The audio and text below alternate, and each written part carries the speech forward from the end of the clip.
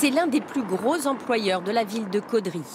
Alors le coup d'arrêt de la production des pizzas Buitoni décidé par la préfecture suscite chez les habitants étonnement et inquiétude. Elle est quand même importante l'entreprise, donc là qu'elle ferme, ça va être compliqué. Je pensais pas que c'était si sale que ça. Moi je travaille dans la restauration, alors au niveau de l'hygiène je sais ce que c'est. Les manquements de l'usine relayés par l'arrêté préfectoral sont édifiants. Au cours de 2 déplacements, les inspecteurs ont relevé la présence de rongeurs, le manque d'entretien et de nettoyage et l'absence de revêtements lisses qui permettent d'éviter le développement de bactéries. Ce constat fait écho à ce que nous racontait cet ancien employé il y a quelques jours. Parce qu'on était en 3-8, donc toutes les nuits les machines étaient nettoyées, mais pas à fond. Donc on avait 5 heures pour nettoyer les lignes, mais il y en a qui faisaient en grosso modo. Et on me disait, ouais, de toute façon, s'il reste un bout par-ci, par-là, c'est pas très grave. Dans un communiqué, le fabricant Buitoni nous dit coopérer avec les autorités et travailler sur un plan d'action et de mesures pour remédier à ces défauts d'hygiène.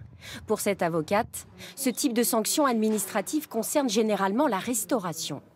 C'est pas du tout courant d'avoir des fermetures d'établissements pour les grands groupes, parce que les grands groupes sont habitués à respecter les bonnes pratiques d'hygiène et également tout leur protocole interne de maîtrise des risques.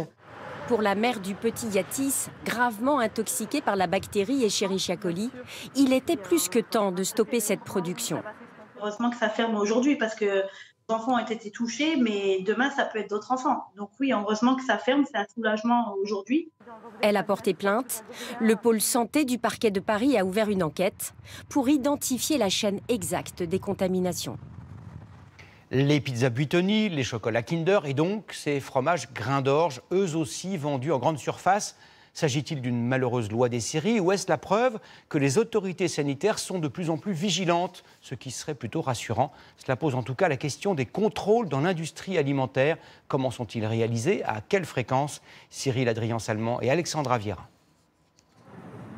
Retirés des rayons depuis ce matin en raison de suspicion de listériose, ces fromages font l'objet de rappels. Du Brie et du Coulommiers, tous fabriqués dans cette usine de Normandie.